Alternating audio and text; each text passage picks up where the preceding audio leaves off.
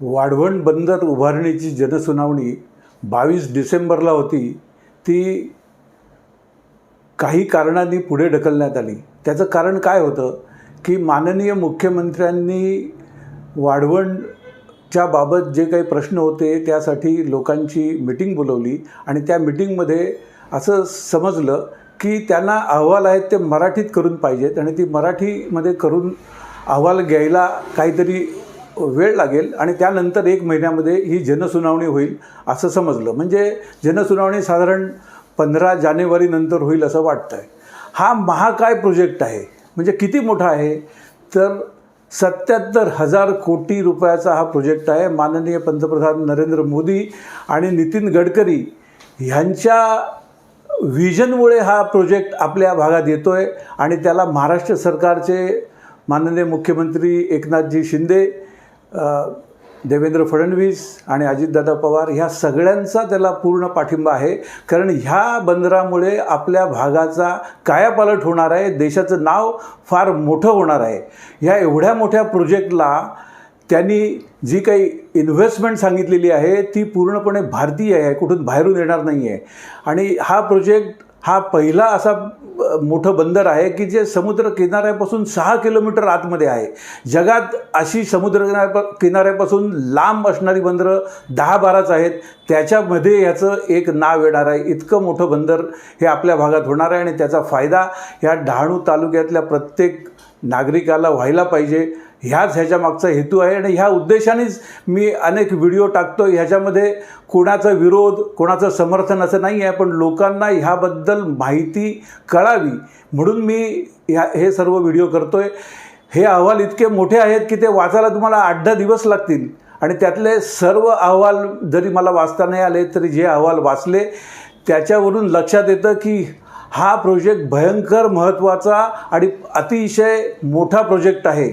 ह्याच्यामध्ये पहिल्या फेजमध्ये म्हणजे 2030पर्यंत पहिला फेज पूर्ण होईल असं त्यांचं म्हणणं आहे. त्या फेजमध्ये रोज 13-13,500 ट्रक हे माल उचलण्यासाठी आणि ठेवण्यासाठी येणार आहेत. त्याचबरोबर जो DFCC आपल्या इथे आहे त्या DFCCच्या 27 ट्रेन ह्या रोज येणार आहेत. म्हणजे दर तासाला एक ट्रेन येणार आहे आणि त्या ट्रेनची साईज बघा, 180 डब्याची ट्रेन, डबल डेकर म्हणजे 360 डब्याची एक ट्रेन, दर तासाला एक, पूर्ण दिवसामध्ये 27 एवढ्या प्रचंड प्रमाणात मालाची ने-आण होणार आहे.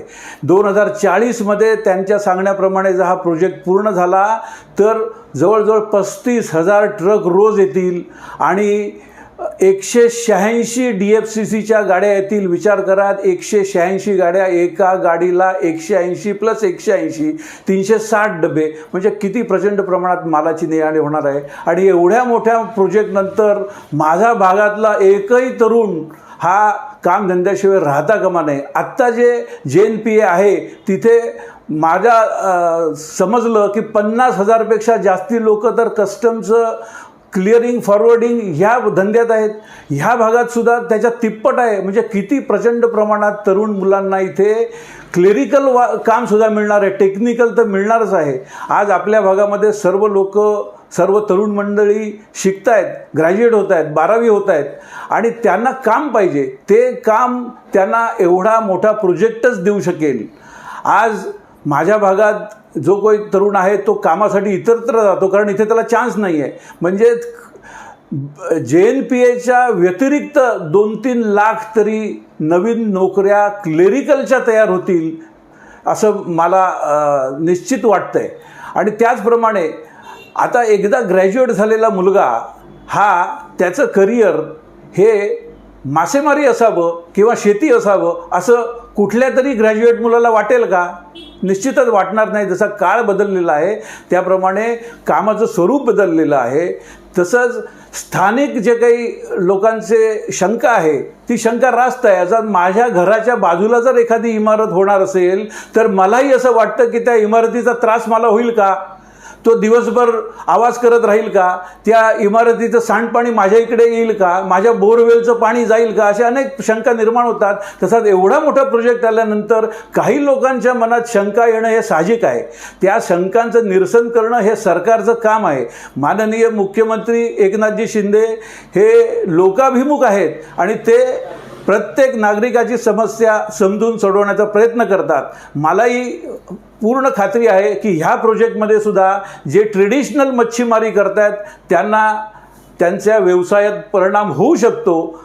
जे किनाऱ्यावर राहत आहेत त्यांच्यावर सुद्धा काही प्रमाणात परिणाम होऊ शकतो. ह्या सगळ्या गोष्टी मुख्यमंत्री ॲड्रेस करतील आणि सोडवण्याचा प्रयत्न करतील अशी मला आशा आहे.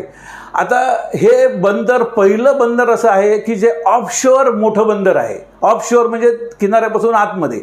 किनाऱ्यावर जर बंदर आलं तर समुद्र किनाऱ्याच्या तुमच्या ज्या मर्यादा असतात त्या बदलू शकतात. म्हणून आता जगामध्ये ऑफशोअर बंदर करण्याची प्रथा निर्माण झाली आहे. ऑफशोअर बंदर करताना किनारपट्टीमध्ये असा काही बदल व्हायला नको ज्यामुळे लोकांना नुकसान होईल, लोकांच्या घरांना नुकसान होईल, त्यांच्या व्यवसायाला नुकसान होईल, असं व्हायला नको अशी काळजी घेतली जाते. ह्या प्रोजेक्टचं सुद्धा मॉडेलिंग केलेलं आहे आणि ते मॉडेलिंग पुण्याच्या CWPRSनी चेक केलेलं आहे. तसेच अजून एक संस्था आहे त्यांनी सुद्धा चेक केलेलं आहे आणि त्या शास्त्रज्ञांचं असं मत आहे की हे बंदर बांधून सुद्धा किनारपट्टीवर असा विशेष काहीही परिणाम होणार नाही, पाण्याची उंचीही वाढणार नाही. आज एखाद्या तलावात जर तुम्ही कुठला भराव केला तर पाण्याची उंची वाढू शकते, पण हे जे बंदर अरबी समुद्रात आहे, अरबी समुद्राचा जर तुम्ही एकूण क्षेत्रफळ विचारात घेतलं तर त्या क्षेत्रफळात एक 4000 एकर म्हणजे मोजता सुद्धा येणार नाही इतकी क्षुल्लक गोष्ट आहे. त्याच्यामध्ये पाण्याची उंची कुठेही वाढणार नाही असं शास्त्रज्ञांचं मत आहे आणि ते मला लॉजिकल वाटतं. त्यामुळे ती भीती बाळगू नका. जे ट्रेडिशनल मच्छीमार आहेत त्यांना काही प्रमाणात ह्याच्यापासून नुकसान होऊ शकतं असा माझा समज आहे. ट्रेडिशनल म्हणजे कुठले? जे मॅन्युअली हातात जाळं घेऊन समुद्र किनाऱ्यापासून अर्धा 1 किलोमीटर आतमध्ये किंवा किनाऱ्याला जे मच्छीमारी करतात त्यांच्यावर ह्याचा परिणाम होऊ शकतो. पण सरकारने त्यांच्याकडे लक्ष द्यायला पाहिजे, त्यांना कॉम्पेन्सेट करायला पाहिजे आणि पुढली जनरेशन तर मला वाटत नाही की अशा ट्रेडिशनल मच्छीमारीमध्ये कोणी येईल. तर आता कुठल्याही व्यवसायामध्ये तुम्हाला प्रगती करायची असेल तर तो प्रगती करण्यासाठी एक लेव्हलला न्यायला लागतो आणि तो एका लेव्हलला नेल्याशिवाय त्याच्यापासून तुम्हाला फायदा होत नाही. तशीच मच्छीमारीसुद्धा आता किनारपट्टीवरची मच्छीमारीनी फक्त तुम्हाला उपजीविका चालवता येईल, पण तुम्हाला मोठं व्हायचं असेल तर मच्छीमारीसुद्धा आधुनिक पद्धतीने करायला लागेल आणि त्या आधुनिक पद्धतीच्या मच्छीमारीसाठी सरकारने त्या संबंधित सर्व लोकांना सहकार्य करायला पाहिजे, लोन द्यायला पाहिजे आणि त्यांचे व्यवसाय परत चालू होतील अशा सर्व उपाययोजना करायला पाहिजेत. डायमेकरचा तिथे जो बिझनेस आहे त्या डायमेकरच्या बिझनेसमध्ये तसा ह्याचा डायरेक्ट कुठलाही परिणाम होणार नाही. डायमेकरचा मोठा बिझनेस आहे, त्यांनी सुद्धा प्रगती केलेली आहे. मला माहिती आहे की पूर्वी हाताने डाय घासत होते आणि ती घासता घासता आता सर्व लोकांकडे CNC मशीन आहेत, CNC वायर कट आहेत, CNC इडीम आहेत. तर त्याच्यामुळे त्यांचा फायदा वाढलेला आहे आणि ते चांगल्या प्रकारची डाय बनवू शकतात, लवकर बनवू शकतात, त्यांचा प्रॉफिट वाढलेला आहे. पण ह्या बंदराचा त्यांच्यावर चांगलाच परिणाम होणार आहे, ह्याचा दुष्परिणाम त्यांच्यावर होणार नाही. तिसरा कन्सर्न जो आहे तो असा आहे की बरेच लोकांची जमीन ही सरकारी जमीन आहे आणि त्या सरकारी जमिनी त्यांच्या ताब्यात अनेक वर्षापासून आहेत, 50-60 वर्षापासून आहेत. म्हणजे नवीन शर्तीच्या जमिनी आहेत. त्या नवीन शर्तीच्या जमिनी सरकार काढून घेईल की काय असं त्यांच्यामध्ये एक भीतीचं वातावरण आहे. सरकारने ह्याच्यावर भाष्य करायला पाहिजे, त्यांना ह्याच्याबद्दल त्यांनी आश्वासन द्यायला पाहिजे की त्यांच्यावर असं कुठलंही कारवाई होणार नाही.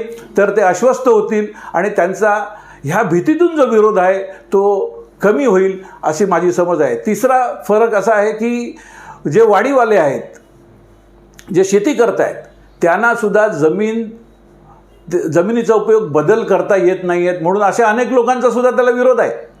पण तो विरोध मावळेल कधी? जर त्यांच्या जमिनीचा उपयोग त्यांच्या मनाप्रमाणे त्यांना भविष्यात करता आला तर ते ह्या संबंधित प्रोजेक्टला त्यांचा विरोध कमी होईल. म्हणजे UDCPR लागला तर त्यांना त्यांच्या मनाप्रमाणे जमिनीचा उपयोग करता येईल. मग ते काही लोक वाडी ठेवतील, काही लोक शेतीही करतील आणि जसा काळ जाईल त्याप्रमाणे त्याच्यात बदल करतील. तिथे घरंही येतील, इमारतीसुद्धा येऊ शकतात किंवा कारखाने येऊ शकतात, कार्गो ठेवण्याची जागासुद्धा येऊ शकते, म्हणजे कंटेनर यार्डसुद्धा येऊ शकतं. अशा विविध प्रकारच्या गोष्टी तिथे येऊ शकतील. पण हा UDCPR हा बदल शासनाने करायला पाहिजे आणि डहाणूची सुद्धा भरभराट होईल असं बघितलं पाहिजे.